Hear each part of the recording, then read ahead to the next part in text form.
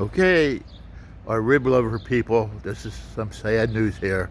There's going to be no ribs during the month of July and August, so you're going to have to pick them up June 8th, rib time, and don't forget, you'll have to go the whole summer without them.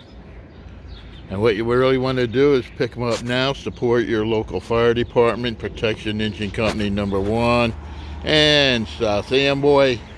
You're all set. So you would have to wait all the way until September, people. Starts about 8:30, but when they run out, they're done.